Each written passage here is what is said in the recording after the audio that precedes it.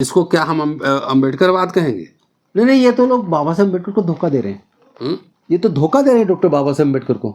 इनका गुनाह भी कम नहीं है। इनका गुनाह कोई अमित शाह से कम नहीं है। आप रिजर्व सीट से चुनाव लड़ रहे हैं, जीत के जा रहे हैं और रिजर्व के मुद्दे नहीं उठा रहे, उस समाज के मुद्दे नहीं उठा रहे। एक्चुअली दलित सांसदों ने अपने मन में ये मान लिया है कि अगर मैं समाज के मुद्दे उठाऊंगा तो मेरा टिकट कट जाएगा, मेरी पार्टी में फिर मुझे इग्नोर कर दिया जाएगा। तो ये खुद में दिमाग में अगर आदमी पाल ले बीमारी, वैसे लोगों को टिकट दिया जा रहा है। आप तो अभी कांग्रेस में हैं। नहीं, इस पर देखिए, मैं कांग्रेस में हूँ, लेकिन जो मैं परिदृश्य से देख रहा हूँ, अपने सांसदों की जो स्थिति को पढ़ रहा हूँ, उन्होंने अपने आप ही एक दिमाग में डर पैदा कर लिया है। सच्चाई में उतना डर है नहीं जितना उन्होंने दिमाग में पैदा कर लिया है। आज तक शेड्यूल कास्ट कमीशन बनाने का भी कैबिनेट में पास नहीं कर पाया अरविंद केजरीवाल, जबकि एक बार तो लिस्टिंग भी हो गया था कैबिनेट की मीटिंग के लिए, उसके बाद भी ड्रॉप कर दिया।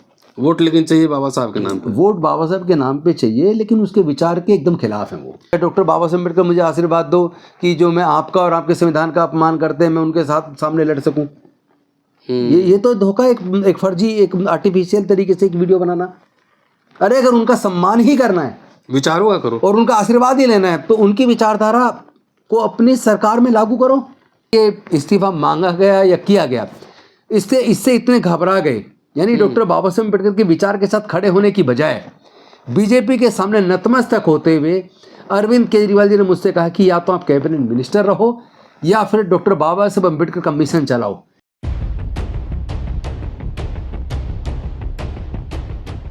आज सोशल मीडिया पर आर्टिफिशियल इंटेलिजेंस से बनाया हुआ एक वीडियो बहुत तेजी से वायरल हो रहा है। पहले देखिए ये वीडियो, फिर आपसे इस पे चर्चा करेंगे। मुझे शक्ति दीजिए बाबा साहेब, ताकि मैं उन लोगों से लड़ सकूं जो आपका और आपके संविधान का अपमान करते हैं।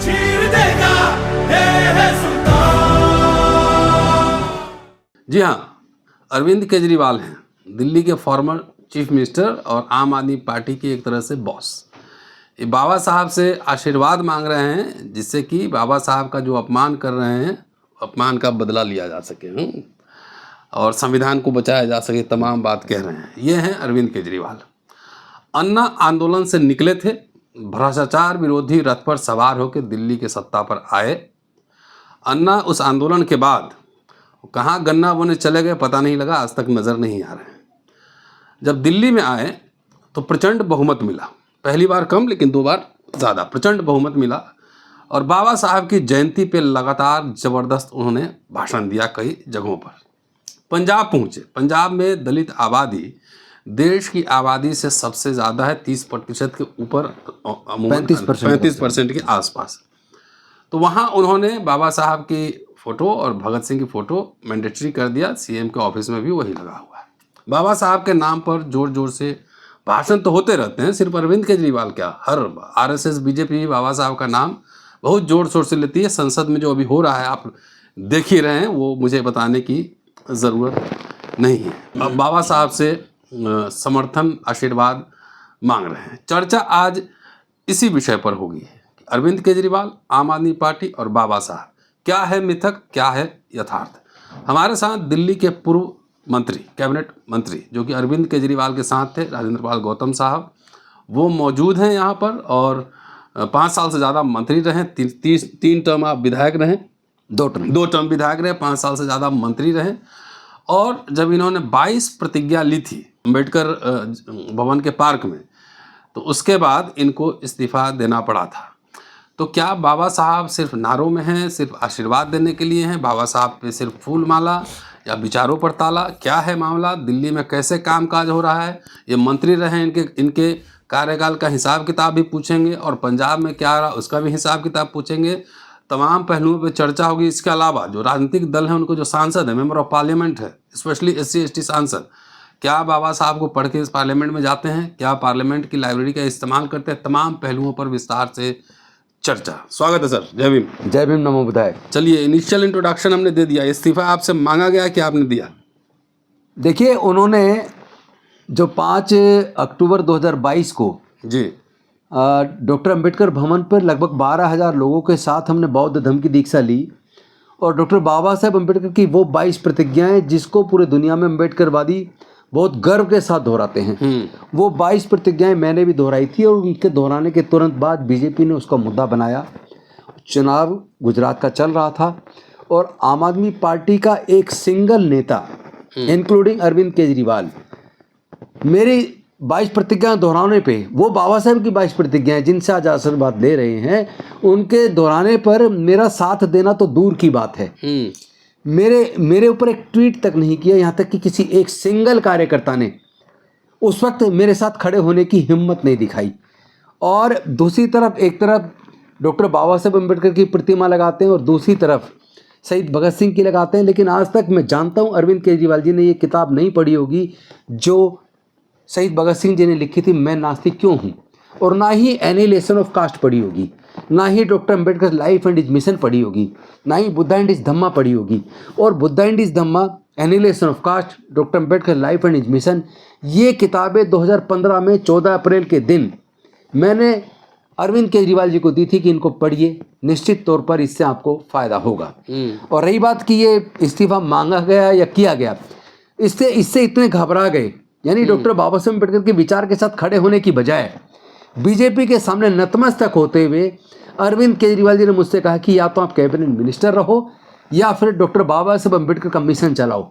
तो मैंने कहा कि ठीक है, आप संभालो ये इस्तीफा और मैं डॉक्टर बाबा साहब अम्बेडकर का मिशन चलाऊंगा।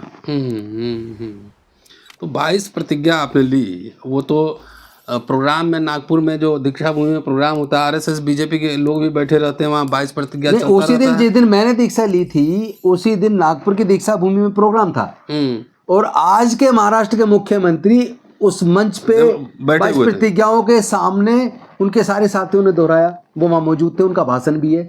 और उन्होंने अपने भाषण में कहा था कि 22 प्रतिज्ञाएं और बाबा साहब के जो पंचशील से बाबा साहब ने दीक्षा ली थी उसी से देश आगे बढ़ेगा, कहा था उन्होंने। बिल्कुल उन्होंने कहा था। और उसी दिन उसी मंच पे नितिन गडकरी जी भी थे, रामदास अठावले जी भी थे, यानी 2 केंद्र सरकार के मंत्री और महाराष्ट्र के पूर्व मुख्यमंत्री, आज के मुख्यमंत्री, वो भी वहाँ मौजूद थे। उनका खुद का भाषण है। और वो नहीं वहाँ घबराए, लेकिन यहाँ ये घबरा गए। बात घबराने की नहीं है, मुझे लगता है बात घबराहट नहीं, बल्कि राजेंद्र गौतम बहुत ज़्यादा अनुसूचित जाति जनजाति के मुद्दे उठाते हैं। संवैधानिक थोड़ी, राज्यसभा में SC ST को भी भेजा जाए, उस बात को डिमांड को करते हैं। हायर एजुकेशन में अनुसूचित जाति जनजाति के बच्चों के लिए विशेष फीस में छूट दी जाए, जैसे Delhi college of Delhi technical university. मैं उस पे आ रहा हूँ। तो उन सब मुद्दों की वजह से वो कहीं ना कहीं असहज थे कि राजेंद्र गौतम लगातार SC ST के मुद्दे उठा रहे हैं और उनके हक की मांग कर रहे हैं। आ रहा हूँ मैं। जब ये 22 प्रतिज्ञा आपने ली तो आपने इस्तीफा भी दिया जी, और 22 प्रतिज्ञा कोई प्राइवेट छापा नहीं, सरकार ही किताब छापी हुई है। बिल्कुल। और आपके खिलाफ पुलिस शिकायत भी हुई? हाँ, मेरे खिलाफ बीजेपी के लोगों ने पुलिस शिकायत की। FIR हुआ कि शिकायत थी? सिर्फ शिकायत थी, FIR करने की हिम्मत नहीं जुटा पाई, क्योंकि मैंने उसके लॉजिकल तरीके से उनके सामने तथ्य रखे और उस तथ्यों के सामने नतमस्तक हो गई पुलिस, कोई मुकदमा दर्ज नहीं कर पाई। तो उस पर आम आदमी पार्टी ने सहयोग नहीं किया? सहयोग तो बहुत दूर की बात है, एक छोटा सा कार्यकर्ता तक उन्होंने आने नहीं दिया साथ में, एक छोटा सा ट्वीट तक नहीं कर पाए। तो अभी जो बाबा साहब से आशीर्वाद मांग रहे हैं, तो अभी तो बजरंगबली से भी आशीर्वाद मांग नहीं, मैं समझता हूँ this is a kind of fraudulent act. ये तो बहुत बड़ा धोखा है। ये तो जो अमित शाह अपमान कर रहे हैं बाबा साहब को, उसी तरह का अपमान अरविंद केजरीवाल कर रहे हैं कि मुझे आशीर्वाद दो, डॉक्टर बाबा साहब अम्बेडकर मुझे आशीर्वाद दो कि जो मैं आपका और आपके संविधान का अपमान करते हैं मैं उनके साथ सामने लड़ सकूं। ये तो धोखा, एक फर्जी, एक आर्टिफिशियल तरीके से एक वीडियो बनाना। अरे अगर उनका सम्मान ही करना है, विचारों का करो और उनका आशीर्वाद ही लेना है, तो उनकी विचारधारा को अपनी सरकार में लागू करो। 12वीं से ऊपर जो बच्चे पढ़ रहे हैं उनकी फीस का इंतजाम करो। चलिए, तो अरविंद केजरीवाल भ्रष्टाचार विरोधी मुहिम से आए थे, लेकिन भ्रष्टाचार के आरोप में खुद भी लंबे समय तक जेल रहे हैं, डिप्टी CM भी जेल रहे हैं, संजय सिंह भी जेल में रहे, और अभी सत्येंद्र जैन, 4 बड़े मिनिस्टर जेल में रहे। ये बताइए, आप 5 साल 5.5 साल मिनिस्टर रहे हैं, तो क्या समस्या? आप कोई मतलब संविधान सम्मत जो समाज कल्याण मंत्री रहे हैं, आपने कौन कौन से काम किए? देखिए, एक तो मैं आपको बताऊं, जैसे मैं मंत्री बना तो मैं 2 बिल लेकर गया। एक बिल शेड्यूल कास्ट कमीशन को बनाने वाला, दूसरा bill schedule caste component plan fund, tribal सब प्लान फंड को अगर कोई डाइवर्ट करता है तो उसको प्रोसिक्यूट किया जा सके उसका बिल। 2 बिल लेके गया तो अरविंद केजरीवाल जी ने मुझे कहा कि ये जो स्पेशल कंपोनेंट प्लान फंड के ऊपर जो बिल लाए हो ये तो रहने दो, इसको तो मैं नहीं करूंगा अलाउ, चूंकि ये कॉस्मोपॉलिटन सिटी है, ये बहाना बनाया। तो इंदिरा सॉरी जो पहले सीएम थी कांग्रेस की, क्या नाम, शीला दीक्षित, उस समय भी तो कंपोनेंट प्लान आ ही रहा था, भले डाइवर्ट हो जाए। नहीं, प्लान तो फंड तो वो आ ही रहा था, अभी भी आ रहा है, लेकिन उसको जो ऑफिसर्स इंटेंशनली उसको डाइवर्ट करते हैं उनको प्रोसिक्यूट करके सजा दिलाई जा सके, उसके लिए मैं कानून बनाना चाहता था। अच्छा, तो लेकिन उन्होंने साफ सिरे नहीं, एकदम सीधे सीधे इनकार कर दिया और उन्होंने कहा शुल्क कमीशन के लिए आप बना लो। मैंने बना दिया और वो बिल भी दिया, लेकिन आज तक वो फाइल भी सालों तक उनके पास पड़ी रही, आज तक शुल्क कमीशन बनाने का भी कैबिनेट में पास नहीं कर पाया अरविंद केजरीवाल, जबकि एक बार तो लिस्टिंग भी हो गया था कैबिनेट की मीटिंग के लिए, उसके बाद भी ड्रॉप कर दिया। वोट लेकिन चाहिए बाबा साहब के नाम पे, वोट बाबा साहब के नाम पे चाहिए, लेकिन उसके विचार के एकदम खिलाफ हैं वो। अच्छा, ये बताइए, आप मिनिस्टर हैं, कौन कौन सा काम आप कर पाए अपने विभाग का, और कौन कौन सा काम जो है आप करना चाहते थे या नहीं कर पाए? देखिए, जैसे लोग सीवर में मर जाया करते थे, तो वो सीवर में ना होते, उस पर बैन लगा के उनको सीवर की मशीनें ला के एंटरप्रेन्योर बनाने का काम मैं करना चाहता था। उसमें उनकी मुझे सहयोग मिला और वो मैं कर पाया। 190 के करीब मशीनें दिल्ली में अब चल रही हैं। अच्छा। और वो लोग एंटरप्रेन्योर बन गए। दूसरा, शुल्क कमीशन मैं बनाना चाहता था, लेकिन वो कैबिनेट में उन्होंने आने नहीं दिया। तीसरा, हायर एजुकेशन के लिए जो अब्रॉड जाते हैं, विदेश जाते हैं, उसमें पूरा पैसा उनको मिले सरकार की तरफ से। 100 सीट हमने रखी थी, 100 की जगह चाहे 50 हो जाए, वो उन्होंने लगातार टालते रहे, लेकिन वो हम कर नहीं पाए। मैं 100 लाइब्रेरी बनाना चाहता था रीसेटलमेंट कॉलोनी और क्लस्टर्स के अंदर, जैसे नंदनगरी, सुंदर नगरी, नई सीमापुरी, अंबेडकर नगर, मादीपुर और उसके साथ साथ सुल्तानपुरी, मंगोलपुरी आदि, इस तरह की जो बस्तियां हैं, कि चूंकि वहाँ 20-20 गज के प्लॉट हैं और झुग्गियों का तो और भी छोटा छोटा है, वहाँ पे भी बच्चे पढ़ने वाले पढ़ना चाहते हैं, लेकिन उनके पास पढ़ने की जगह नहीं है, छोटे से कमरे में उसी में परिवार भी रह रहा है। तो ऐसे लोग मेरे से अक्सर मिलते थे और डिमांड करते थे कि हमारे लिए लाइब्रेरी बनवा दो जी। तो मैंने उनको कहा कि मैं 100 लाइब्रेरी बनवाना चाहता हूँ। उन्होंने कहा कि आप रहने दो, ये मनीष बनाएंगे। मैंने कहा जी मनीष से बनवा दो, लेकिन आज तक वो एक लाइब्रेरी नहीं बना पाए। तो लेकिन ये कह रहे हैं कि भाई इसी तरह की कुछ और योजनाएं भी थी जिनको मैं सफल नहीं हो पाया, क्योंकि मैं जो हायर एजुकेशन के लिए फंड का इंतजाम करना चाहता था, जो बच्चे गरीब हैं, पैसे नहीं दे सकते फीस के, उनकी फीस सरकार की तरफ से मैं देना चाहता था, उसको भी मैं नहीं कर पाया। और DSFDC जो लोन देता है स्वरोजगार के लिए, उसमें 10 महीने से लोगों को तनख्वाह नहीं मिली, बार बार दिक्कत है। मैं उसमें गारंटी रेट लेके उनको तनख्वाह का इंतजाम, साथ में लोगों को रोजगार के लिए कम दाम पे जो लोन की व्यवस्था उसमें है, उसके लिए सरकार से फंड चाहिए था, तो मैंने कहा गारंटी रेट दे दो, वो भी उन्होंने नहीं दी। तो आज वो ठप्पा डिपार्टमेंट बंद है लगभग। ये तो कह रहे हैं कि भाई मोहल्ला क्लिनिक चल रहा है, स्कूल बढ़िया हो गया, स्वास्थ्य चल रहा है। देखिए, 1,01,000 कुछ बच्चे 9th क्लास में इस सत्र में फेल हुए हैं, पिछला जो साल गुजरा है 9th क्लास में, और 51,000 कुछ बच्चे 11th क्लास में फेल हुए हैं।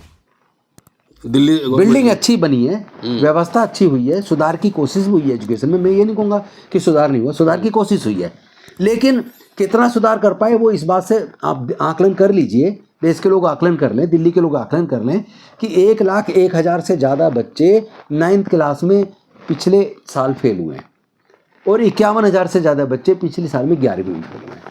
देखिए, भ्रष्टाचार को लेकर दिल्ली सरकार पर गंभीर आरोप लगे हैं। वो क्या है नहीं है तो कोर्ट तय करेगा, अभी मैं उस पर कुछ टिप्पणी नहीं कर सकता। लेकिन 5.5 वर्ष आप मंत्री रहे, कोई इस तरह का ऑफर आपको कुछ मिला? किस तरह का? भ्रष्टाचार, कुछ इस तरह का हेराफेरी का, रिश्वत देने का? हाँ? ऑफर आया, हमने किसी को अपने घर में घुसने नहीं दिया। हमने कह दिया किसी ठेकेदार को अलाउ नहीं करेंगे, जेल भिजवा दूंगा।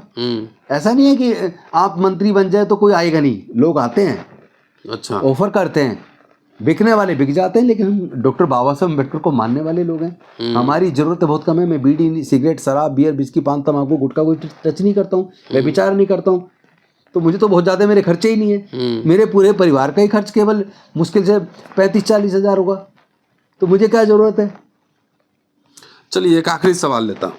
ये जो मैंने बात कही, ये मिथक है या थे? ये अरविंद केजरीवाल तो इतना स्मार्ट निकले कि बाबा साहब से आशीर्वाद का वीडियो बना के डाल दिए। अभी पार्लियामेंट में जो हंगामा चल रहा है, अमित शाह का बयान है कि फैशन है बाबा साहब, अम्बेडकर अम्बेडकर अम्बेडकर। लेकिन दलित सांसदों से जिस तरह की प्रतिक्रिया आनी चाहिए थी, मैं अभी बाबू जगजीवन राम की किताब पढ़ रहा हूँ और कैबिनेट मिनिस्टर रहते हुए सोशल इश्यूज़ पे इतना धमाकेदार भाषण करते थे। मैं 69 का भाषण अभी पढ़ रहा हूँ उनका, इतना खुल के धमाकेदार लगातार बोलते रहे कैबिनेट मिनिस्टर होते हुए भी। क्या वजह है कि आजकल दलित सांसद जो पार्लियामेंट में जाते हैं वो क्या पढ़ते उढ़ते नहीं है कुछ, कि एकदम पार्टी के हाईकमान में गुलाम बन के रहते हैं कि जो हूँ उधर करेंगे तभी मैं हूँ करूँगा। क्या इस पे अगर दलित फोरम फॉर पार्लियामेंट्रियन रहता अभी, अब 50 मेंबर ऑफ पार्लियामेंट बैठ जाते हैं वहाँ पर, तो किसी की हिम्मत होती इस तरह कहने की? नहीं, किसी की हिम्मत चुप्पी, दलित सांसदों की चुप्पी स्पेशल कंपोनेंट प्लान पे नहीं है, प्राइवेटाइजेशन पे इंडिपेंडेंट वॉइस नहीं है, एजुकेशन पर नहीं है, बाबा साहब के नाम पे कोई SC ST, इसलिए पर्टिकुलरली कह रहा हूँ कि रिजर्वेशन के प्रावधान की वजह से हाउस में पहुँच रहे हैं ना, तो उनकी क्या कोई जिम्मेदारी नहीं? सेंट्रल लाइब्रेरी का इस्तेमाल वगैरह नहीं करते? देखिए, बहुत अच्छी लाइब्रेरी भी है और रिजर्व सीट से जाते हैं तो इसका मतलब वो समाज को वहाँ रिप्रेजेंट कर रहे हैं जी।